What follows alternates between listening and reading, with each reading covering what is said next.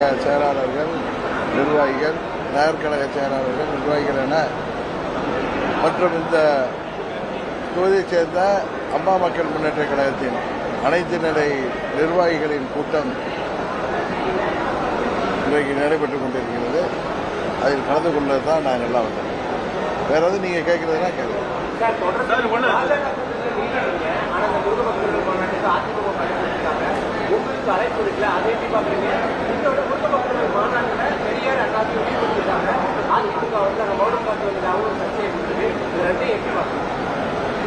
அதாவது RSSலேருந்து மூத்த நிர்வாகிகள் அம்மா மக்கள் முன்னேற்ற கழகத்திற்கு கடந்த மாதமே அழைப்புலாம் கொடுத்துருக்காங்க. அது மாதிரி அந்தந்த பகுதிகளில் இந்து முன்னணி மற்றும் பாஜக நிர்வாகிகள் எங்கள் கட்சியின் நிர்வாகிகளை, முக்கிய நிர்வாகிகளை எல்லா பகுதியிலும் அழைத்திருக்காங்க. அன்றைய தினத்தில் வேற வேலை இருந்ததுனால நாங்கள் அங்கே போக முடியல. மற்றபடி இந்து முன்னணி நடத்திய அந்த மாநாட்டில் தந்தை பெரியார், பேரறிஞர் அண்ணா மற்றும் திராவிடத்தை பற்றி அவர்கள் அந்த டாக்குமெண்ட்ரி காமிக்கிறப்ப அந்த வார்த்தைகள் அவர்கள் தவிர்த்திருக்க வேண்டும். காரணம், கூட்டணி கட்சிகள் குறிப்பாக அம்மா மக்கள் முன்னேற்ற கழகம் மற்றும் அண்ணா திராவிட முன்னேற்ற கழகம் போன்ற கட்சிகள் எல்லாம் பேரறிஞர் அண்ணா அவர்களின் வழிவந்தவர்கள். பேரறிஞர் அண்ணா அவர்களை எங்கள் வழிகாட்டிகளாக ஏற்றுக்கொண்டு புரட்சித் தலைவரும் புரட்சித் தலைவி அம்மா அவர்களும் காட்டிய பாதையிலே செயல்படுவார்கள். அதில் இந்து முன்னணி மாநாட்டில் அந்த நிகழ்வை தவிர்த்திருக்க வேண்டும். உண்மையே அது வருத்தம் அளிக்கிற ஒரு நிகழ்வு. நீங்க கேட்பீங்க, அங்க முன்னாள் அமைச்சர்கள்லாம் இருந்தாங்களே, அவை நாகரிகம் கருதி ஒரு சபையில போயிருக்கோம், அங்க ஒரு நாகரிகம் கருதி அமைதியா இருந்துட்டு வெளியில வந்துதான் முன்னாள் அமைச்சர் ராஜேந்திர பாலாஜி உங்களை சந்தித்த போது அதுக்கு கண்டனம் தெரிவிச்சிருக்கிறேன். இது போன்ற மாநாடுகளில் எல்லாரையும் கூப்பிட்டுருக்காங்க. ஈவன் திமுக நிர்வாகிகளை கூட அவர்கள் போய் அழைத்தார்கள். அப்படி அழைத்து விட்டு இன்றைக்கு இங்கே அது போன்ற ஒரு வடக்காட்சியை காண்பித்தது உண்மையிலேயே கண்டனத்துக்குரியது. இல்ல, பக்தி மாநாடு, தமிழ் கடவுள் முருகன் அவர்களை பற்றிய முருகனை வணங்குகின்ற மாநாடு, அதை இந்து முன்னணி நடத்தியிருக்காரு. அதில் அரசியல் இயக்கங்கள் பின்னணியில் இருக்கிறதுனால அது அரசியல் மாநாடாக எதிர்கட்சிகள் பார்க்கின்றன. மற்றபடி அது உண்மையிலேயே பக்தி மாநாடு தான்.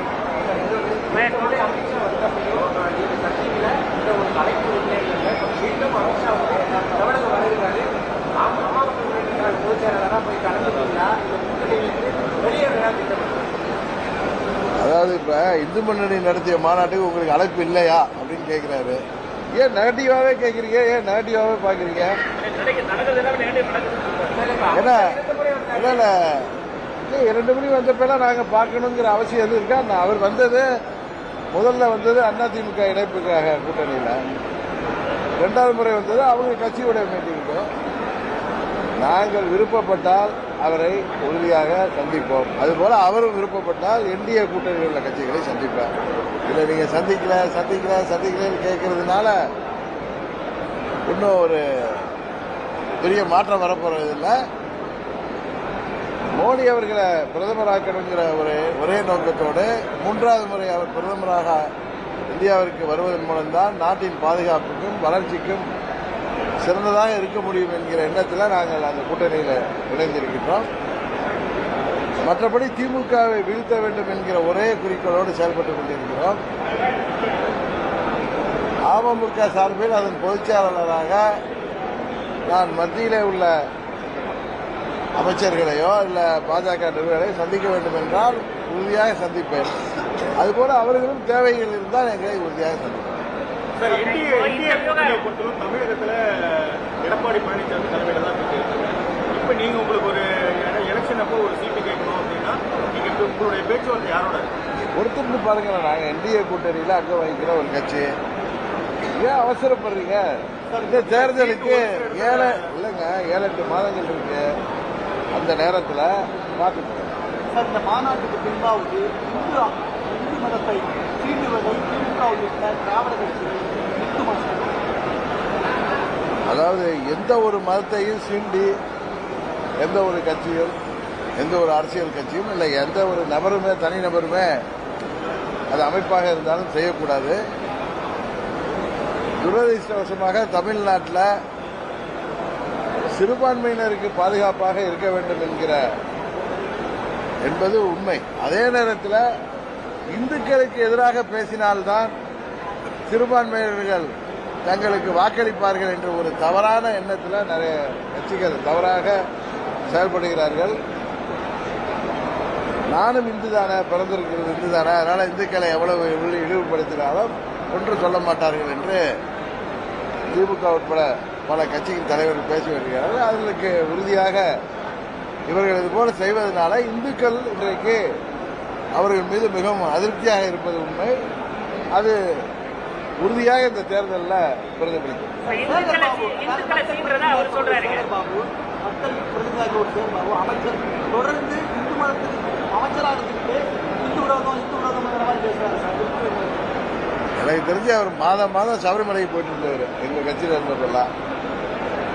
இப்போ அவர் திமுக வேஷம் போட்டிருக்கிறதுனால அப்படி பேசுறாரு நினைக்கிறேன். அங்கேயே அவர் அறநிலையத்துறை அமைச்சர் தான் இருக்காரு. அவர் நல்ல பக்திமான், அது எனக்கு தெரியும். அவர் ஏன் அப்படி பேசுறாருங்கிறது எனக்கு தெரியவில்லை. இருக்கலாம், ஏன்னா திமுக இன்னைக்கு கூட திருமாவளவன் அவர்கள் அவர் திருப்பரங்குன்ற கோயிலை சுற்றி பார்க்க கூட போயிருக்கலாம். அவருக்கு ஒன்று கடவுள் பக்தி இல்லாமல் கூட இருக்கலாம். ஆனால் அங்கே விபூதியை வாங்கி வைத்துக் கொண்டு அதை அழைத்தது அவருடைய ஒரு சரியான நடவடிக்கையாக இல்லை. இன்றைக்கு சமாளிப்பதற்கு வேர்த்திச்சு தொடச்சேங்கிறார். எந்த மதத்தையும் அவருக்கு போயிருக்க கூட தேவையில்லை. ஏன்னா அவர் சனாதன தர்மம் அப்படின்னா நமக்குலாம் தெரியாத விஷயங்கள் எல்லாம் தாக்கி இந்து மதத்துக்கு எதிராக பேசுறாரு. நாம் ஒரு மதத்திற்கு ஆதரவாக இருக்கணும் என்கிறது எந்த அரசியல் கட்சிக்கும் தேவை கிடையாது. இங்கே இந்தியாவில் வாழ்கிற தமிழ்நாட்டில் வாழ்கிற அனைத்து மதத்திற்கும் அனைத்து சமுதாயத்திற்கும் பொதுவாக ஒரு கட்சி இருந்தால்தான் நாளைக்கு ஆட்சி அதிகாரத்துக்கு வரும்போது எல்லோரையும் சமமாக பார்த்து அவர்களுக்கு அந்த பகுதிக்கு தேவையான திட்டங்களை செய்ய முடியும். அதுதான் நாட்டுக்கு நல்லது, அதுதான் அந்த அரசுக்கும் நல்லது. அதே நேரத்தில் பாஜக திராவிட கட்சிகளோட கொள்கை தலைவர்களை தொடர்ந்து சேர்க்கிறாங்க. ஏற்கனவே அண்ணாமலை நம்ம எம்ஜிஆரையும் பேசியிருந்தாரு. அப்போ ஒரு பிளவு உண்டாச்சு அதிமுக பாஜக மீண்டும் பேசியிருக்காரு. இப்போ அமைச்சர் ஆர் உதயகுமார் கூட ஒரு எச்சரிக்கை கொடுத்துருக்கிறாரு பாஜக. அதாவது எனக்கு தெரிந்து தந்தை பெரியார் அவர்களுக்கும் அவங்களுக்கும் கொள்கைக்கு நேர் எதிரமாக இருக்கிறதுனால பெரியாருக்கு எதிரான கருத்துக்களை சொல்வார்கள்.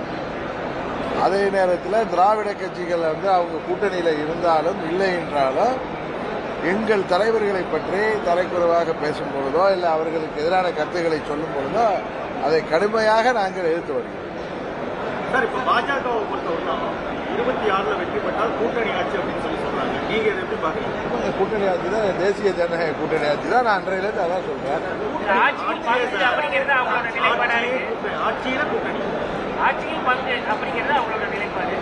தேசிய ஜனநாயக கூட்டணியின் நிலைப்பாடு எப்பயுமே அப்படிதான்.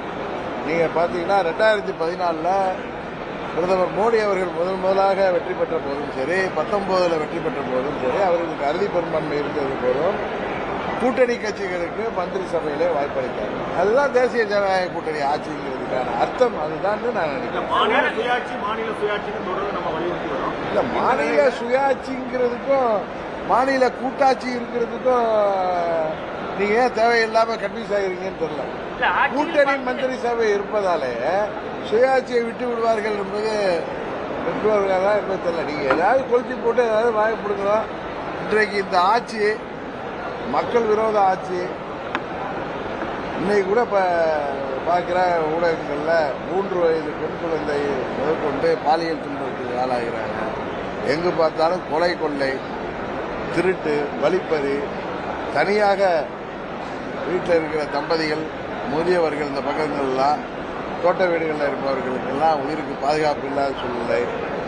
இன்னும் சொல்லப்போனால் விவசாயிகள், அரசு ஊழியர்கள், ஆசிரியர்கள் அனைத்து தரப்பு மக்களுமே இன்றைக்கு சாலைக்கு வந்து தேர்தல் நேரத்தில் இந்த ஆட்சியாளர்கள் சொன்ன வாக்குறுதிகளை தேர்தலுக்கு முன்பு சொன்னதை நிறைவேற்றணும்னு போராட்டம்.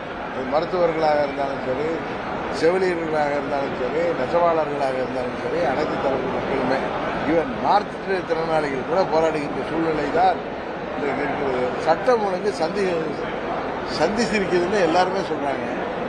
இன்னும் சொல்ல போனா போதை மருந்து கலாச்சாரம் தமிழ்நாட்டில் பட்டி தொட்டி எல்லாம் பரவி கிடக்கிறது.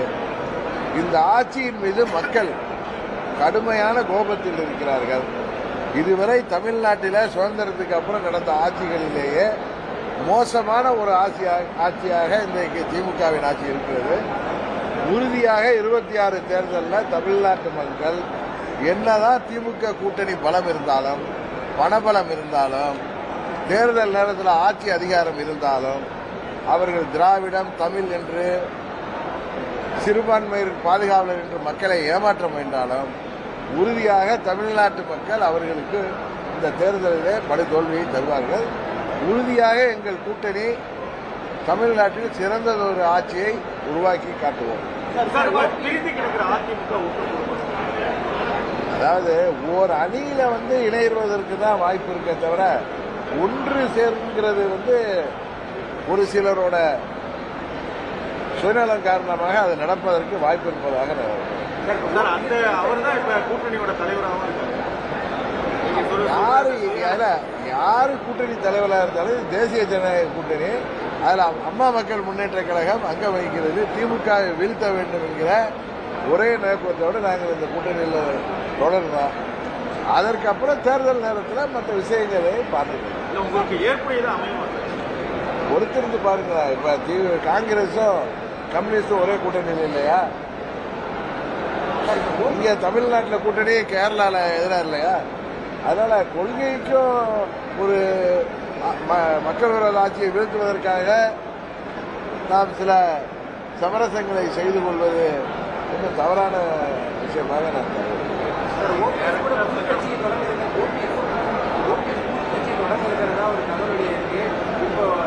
அதிமுக எவ்வளவு முயற்சி பண்ணாரு, அது முடியல. அதுக்கு யார் காரணம்? இன்னொன்று ஏன் கூட வரலாம். ஓபிஎஸோட நிலைப்பாடுக்கு என்ன காரணம்? நீங்க வித்தியாசமாலாம் புதுசு புதுசா கேட்கணும்ட்டு இல்லாத கருத்தெல்லாம் சொல்லி கேட்டுட்டு இருக்கீங்க. உங்களோட இணையலாம், அவர் புது கட்சி தொடங்கலாம். ஏன் தொடங்காம இருக்காரு? அதுக்கு காரணம் ஒண்ணு இருக்கணும்ல. அதை நீங்க அது என்னன்னு புரிஞ்சுக்கிற மாதிரி உங்களுக்கு தெரிஞ்சிச்சுன்னா நீங்க கேள்வி கேட்க மாட்டீங்க.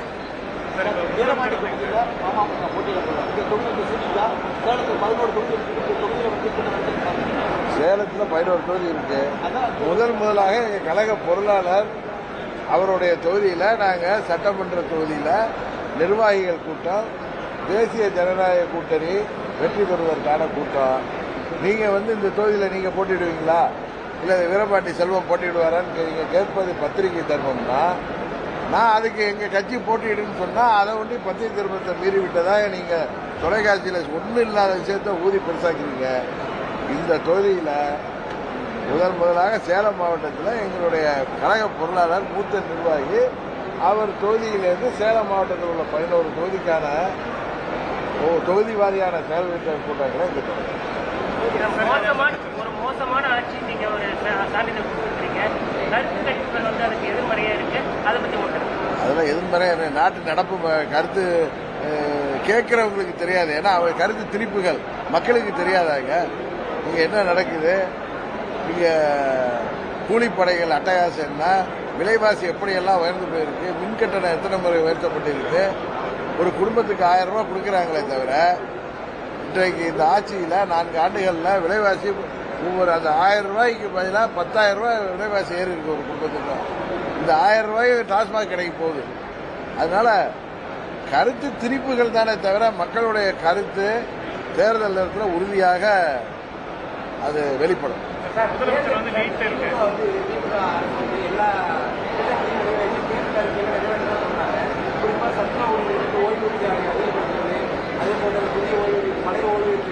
சார், நான் அவங்க கேட்கறதுக்கு முன்னாடியே நான் பதில் சொல்லிடுறேன். அவங்க கூட்டணி கட்சி தானே கம்யூனிஸ்ட், சிபிஎம்.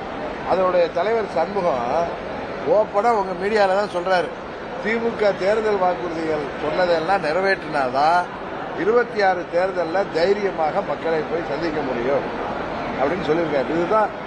இதுதான் உங்களுடைய நீண்ட கேள்விக்கு எனது பதில்.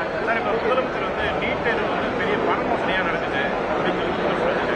நீட் தேர்வு பண மோசடியா நடக்குது அப்படின்னு முதலமைச்சர் பணத்தை மையப்படுத்தி தான் நடக்குது, பயங்கர மோசடி நடக்குதுன்னு சொல்லியிருக்காரு. இது நீங்க எப்படி பாக்குறீங்க?